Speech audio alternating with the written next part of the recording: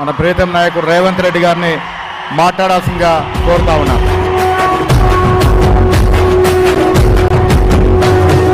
మూడు రంగుల జెండా బట్టి సింగమోలే కదిలినాడు ఒక్కరు కాంగ్రెస్ సూర్యుడు మన రాహుల్ గాంధీ నిగదీసి అడిగే మునగాడు వీడు భూమి నవానైతాడు బిరసాదల ధైర్యం వీడు దోపిడి దొంగల భరతం పడతాడు మన రాహుల్ గాంధీ దేశం బంగారు పడితే అవుతాడు ఇందిరమ్మ సంక్షేమాలు సోనియమ్మ చేసిన మేలు స్వాతంత్రం తెచ్చిన పార్టీ తెలంగాణ ఇచ్చిన పార్టీ మూడు రంగుల జెండా బట్టి సింగమోలే కదిలినాడు ఒక్కరు కాంగ్రెస్ సూర్యుడు మన రాహుల్ గాంధీ నిగదీసి అడిగే మునగాడు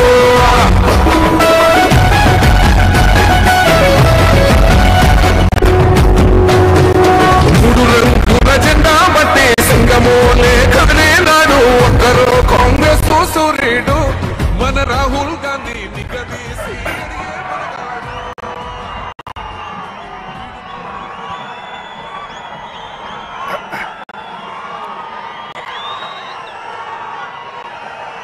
మిత్రులారా, ఈరోజు రాజీవ్ గాంధీ ప్రాంగణంలో కాంగ్రెస్ పార్టీ జాతీయ మాజీ అధ్యక్షుడు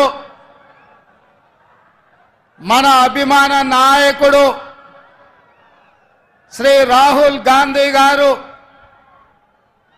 అఖిల భారత కాంగ్రెస్ పార్టీ జాతీయ ఎన్నికల మేనిఫెస్టోను ఈ తెలంగాణ గడ్డ మీద నుంచి విడుదల చేసి ఏ గడ్డ మీద నుంచి అయితే సెప్టెంబర్ 17 నాడు శ్రీమతి సోనియా గాంధీ గారు తెలంగాణకు 6 గ్యారెంటీలు ఇచ్చి ఈ తెలంగాణ రాష్ట్రంలో 3 రంగుల జెండాను రెపరెపలాడించిందో అదే గడ్డ మీద నుంచి మన అభిమాన నాయకుడు శ్రీ రాహుల్ గాంధీ గారు ఈ జాతికి 5 గ్యారెంటీలను అంకితం చేయడం ద్వారా జూన్ 4 తారీఖు నాడు రాబోయే ఎన్నికల ఫలితాలలో ఇండియా కూటమిని గెలిపించి జూన్ 9 తారీఖు నాడు ఢిల్లీలో ఎర్రకోట మీద మువ్వన్నెల జెండా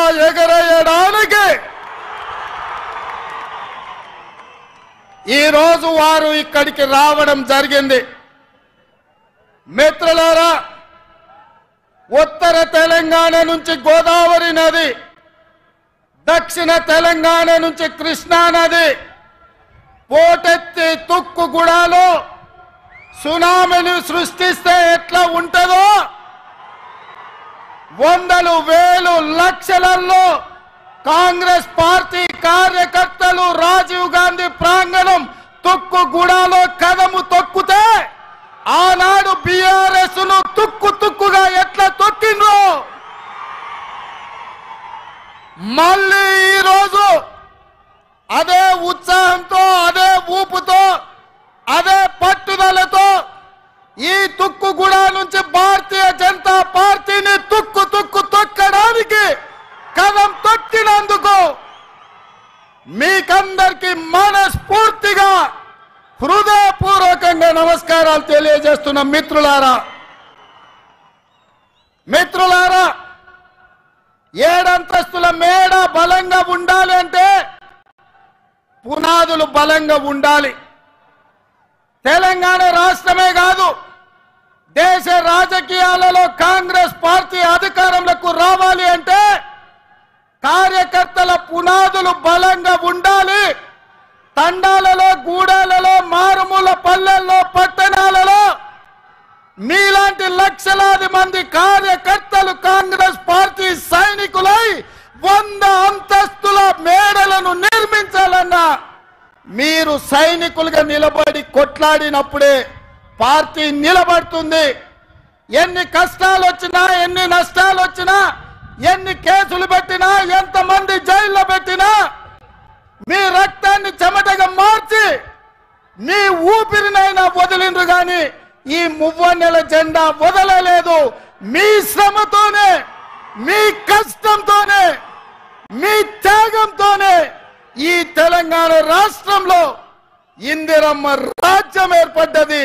ఇందిరమ్మ రాజ్యంలో సోనియమ్మ ఇచ్చిన సంక్షేమాలు 6 గ్యారంటీలను ఇవాళ మనం అమలు చేస్తున్నాం. సోదరులారా, ఇవాళ మిత్రులారా, ఈ తెలంగాణ స్ఫూర్తితో, ఈ వైబ్రెంట్ తెలంగాణ నినాదంతో జాతీయ స్థాయిలో నరేంద్ర మోడీ గారు ఏదైతే గుజరాత్ మోడల్ అంటుండో, గుజరాత్ మోడల్ మీద వైబ్రెంట్ తెలంగాణ ఆధిపత్యాన్ని చూపిస్తుంది, అభివృద్ధి పదం వైపు ఈ దేశాన్ని నడిపిస్తుందని ఈ సందర్భంగా సవినయంగా తెలియజేస్తున్న మిత్రులారా, ఇవాళ ఆలోచన చేయండి.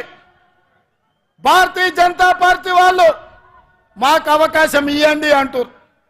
నేను అడుగుతున్న భారతీయ జనతా పార్టీ నాయకులను, 10 సంవత్సరాల నుంచి మీ పార్టీ, మీ నాయకుడు నరేంద్ర మోడీ గారి దేశంలో ప్రధానమంత్రిగా ఉన్నాడు.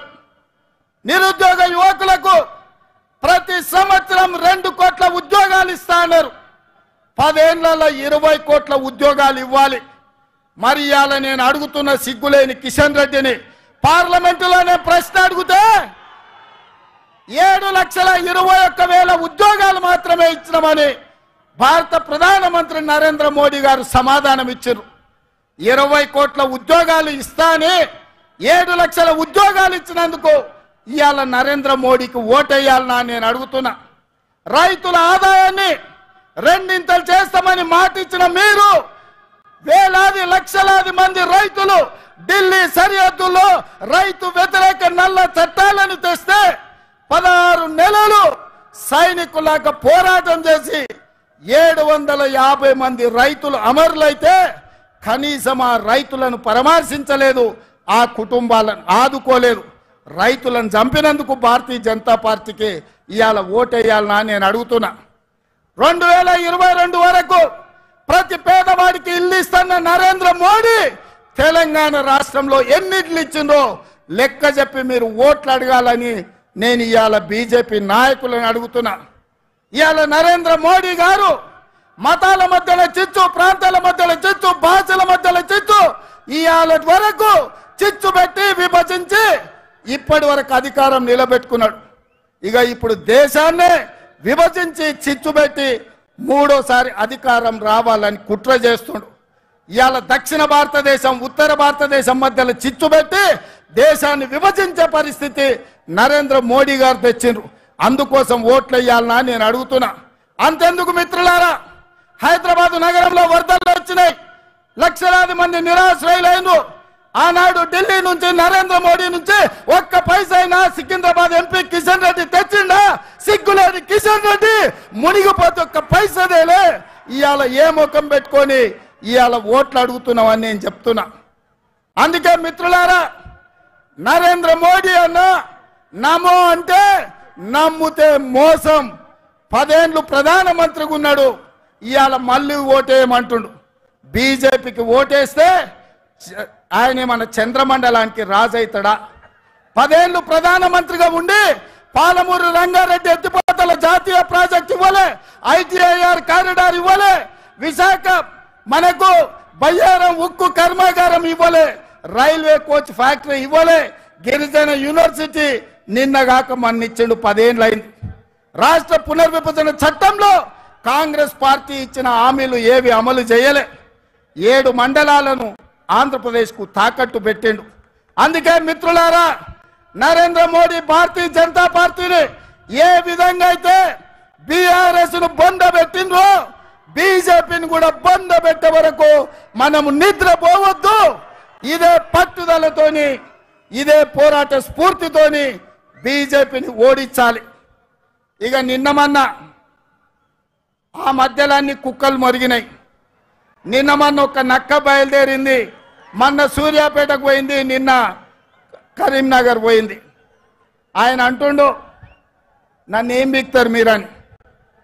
మొన్న మాట్లాడింది మీరు చూసుంటారు, కేసీఆర్ గారు మాట్లాడింది, నా ఎంటిక కూడా బీకలేరని మాజీ ముఖ్యమంత్రిగా మాట్లాడాడు. ఇది మాజీ ముఖ్యమంత్రి మాట్లాడే భాషనేనా? భాష గురించి, భావం గురించి, ప్రజా సమస్యల గురించి మాట్లాడే చంద్రశేఖర్ రావు 10 సంవత్సరాలు ఈ తెలంగాణ రాష్ట్రంని పట్టి పీడించి వేధించి దోసుకొని దోపిడి దొంగలాక అడవి పందుల్లాక తెలంగాణ రాష్ట్రాన్ని సర్వనాశనం చేసి 10 సంవత్సరాలలో 100 సంవత్సరాల విధ్వంసం చేసినావు. ఇవాళ మమ్మల్ని ఎంటిక బీకలేరంటావా? మా కాంగ్రెస్ పార్టీ కార్యకర్తలు అనుకుంటే నీ ముడ్డి మీద డ్రాయర్ కూడా ఉండదు పీకడం మొదలు పెడితే బిడ్డ. నువ్వు అనుకుంటున్నావేమో కాలు ఇరిగిందని, లేకపోతే కట్టెపట్టుకొని నడుస్తున్నా అని, కూతురు జైలుకు పోయిందని, అధికారం కోల్పోయిందని. కొంతకాలం మేము సంయమనం పాటించినాం. ఏ మనిషికైనా కష్టం వచ్చినప్పుడు మేము మానవత్వంతో మీ గురించి మాట్లాడకుండా మర్యాద పూర్వకంగా వ్యవహరించినాం. ఇవాళ నువ్వు అనుకుంటున్నావు నువ్వు ఏది పడితే అది మాట్లాడితే చూస్తూ ఊరుకుంటామని. చూస్తూ ఊరుకునేటోడు ఎవరు లేరు. నేను పెద్దలు జానారెడ్డి గారి లాగా కాదు, నేను రేవంత్ రెడ్డిని బిడ్డ. అంగిలాగు ఊడదీసి నువ్వు మాట్లాడే లత్కోర్ లఫంగ మాటలకు చెర్లపల్లి జైల్లో చిప్పకూడు తినిపిస్తా బిడ్డ. నువ్వు అనుకుంటున్నావేమో. ఆనాడు చెప్పినా ఈనాడు చెప్తున్నా, నువ్వు పేదలకు డబుల్ బెడ్రూమ్ ఇల్లు కట్టియాలి. నేను మాత్రం నీకు తప్పకుండా డబుల్ బెడ్రూమ్ ఇల్లు కట్టిస్తా చెర్లపల్లి జైల్లో. ఎందుకంటే కొడుకు కోడలు వస్తే యాడు ఉండాలి, బిడ్డ అల్లుడు వస్తే యాడు ఉండాలి. అందరు కలిసి చెర్లపల్లి జైల్లో ఉండేటట్టు మీకు డబుల్ బెడ్రూమ్ ఇల్లు కట్టించే బాధ్యత మా లక్షలాది మంది కాంగ్రెస్ పార్టీ కార్యకర్తలు తీసుకుంటారని చెప్పి నేను ఈ వేదిక మీద నుంచి చెప్పదలుచుకున్నా. అందుకే మిత్రులారా, మీరు ఆలోచన చేయండి. డిసెంబర్ 7 నాడు మనం అధికారం చేపట్టి డిసెంబర్ 9 నాడు ఆడబిడ్డల కార్తీసులో ఉచిత ప్రయాణం, రాజీవ్ ఆరోగ్యశ్రీ ద్వారా ప్రతి పేదవాడికి 10 లక్షల రూపాయలు ఉచితంగా వైద్యాన్ని అందించే నిర్ణయాలు తీసుకున్నాం. ఇదే కాదు, మా మిత్రుడు పెద్దలు పట్టి విక్రమార్క గారు ఆర్థిక సమస్యలు, రాష్ట్రం సంక్షోభంలో ఉంటే, జీతభత్యాలు ఇవ్వలేని పరిస్థితిలో రాష్ట్రం ఉంటే ప్రభుత్వ ఉద్యోగులకు అదేవిధంగా పెన్షన్దారులకు 1వ తారీఖు నాడు జీతభత్యాలు ఇచ్చి రాష్ట్ర ఆర్థిక పరిస్థితిని గాడిలో పెట్టిండు. ఇదే కాదు, ఆడబిడ్డలను దృష్టిలో పెట్టుకొని కట్టెల పొయ్యితోని కన్నీళ్లతోని ఆడబిడ్డలు కష్టపడుతుంటే వాళ్ళ కన్నీళ్లు తూడవడానికి సోనియమ్మ మాట ప్రకారం 500 రూపాయలకే ఆడబిడ్డలకు సిలిండర్ ఇచ్చి ఆడబిడ్డల కష్టాలు తీర్చినాం. అదే కాదు, పేదవాళ్లకు ఇంటింటికి ఉచితంగా 200 యూనిట్ల పథకాన్ని అమలు చేసి నిరూపించినాం. ఇదే కాదు, ఇవాళ చంద్రశేఖర్ రావు గారిని నేను అడుగుతున్నా, ఆనాడు పల్లెల్లో, తండాలలో, గూడాలలో ఇందిరమ్మ ఇండ్లు 25 లక్షలు మేము కట్టించినాం. మా కోమటిరెడ్డి ఎంకన్నా చెప్తున్నాడు ఇందిరమ్మ ఇండ్ల గురించి నువ్వు చెప్పాలి. మిత్రులారా, నేను ఇవాళ అడుగుతున్నా, 10 ఏళ్ల సన్నాసి కట్టించిన, సోయిలేని ప్రభుత్వం కట్టించిన డబుల్ బెడ్రూమ్ ఇల్లు ఎన్ని ఉన్నాయి?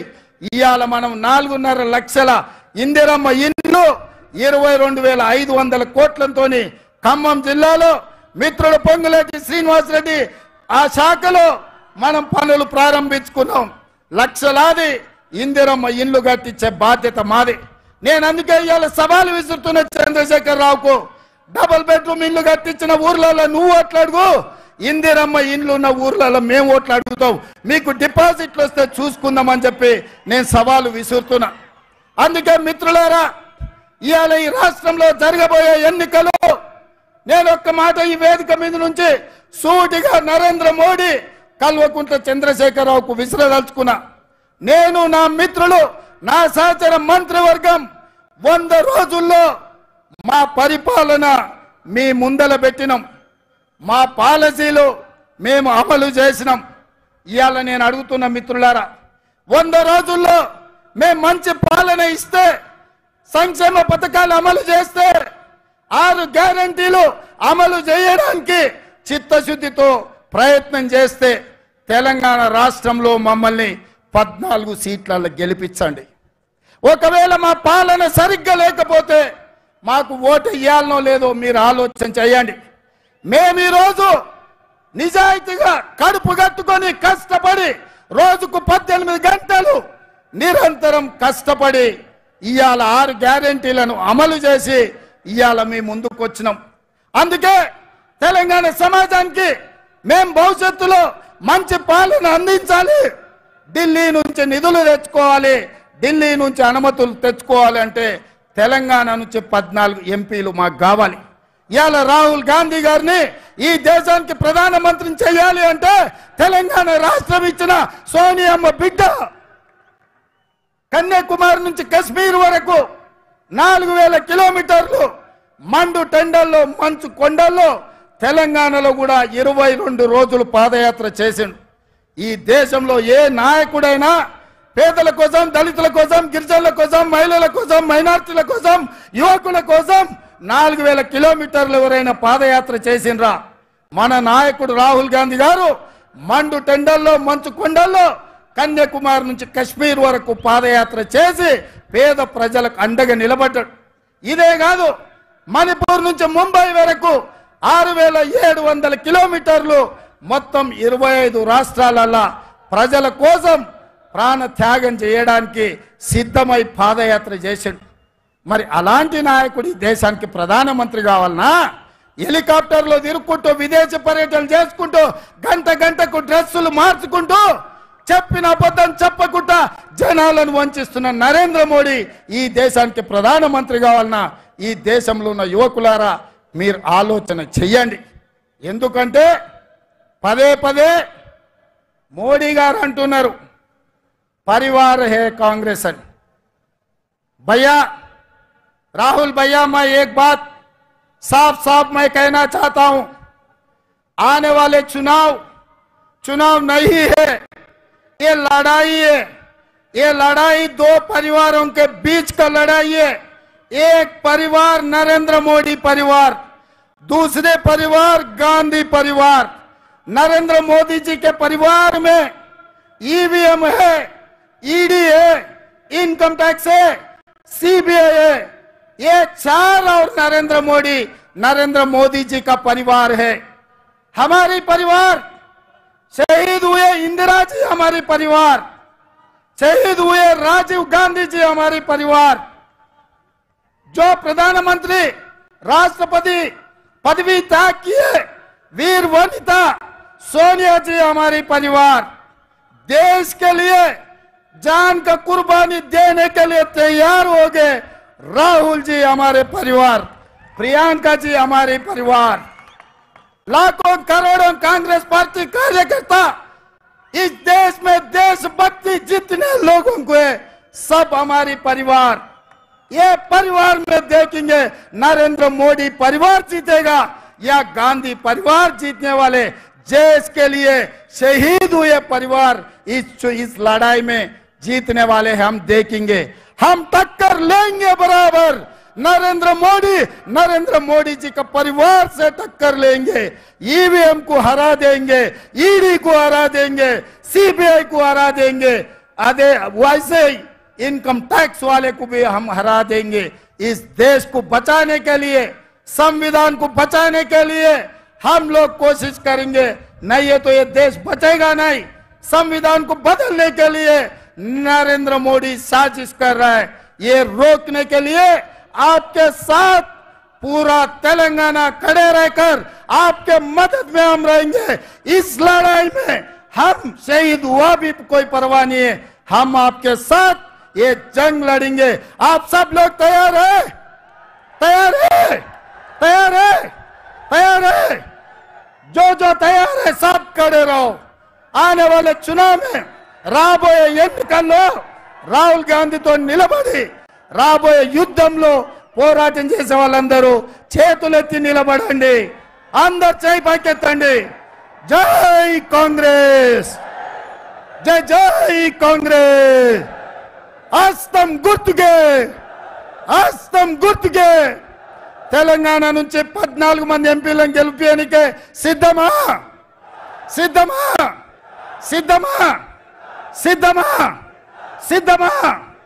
జై కాంగ్రెస్, జై జై కాంగ్రెస్. ధన్యవాదాలు మిత్రులారా. అందరు జాగ్రత్తగా వెళ్ళండి, జాగ్రత్తగా చూసుకొని వెళ్ళండి. పాట పెట్టండి అట్లే.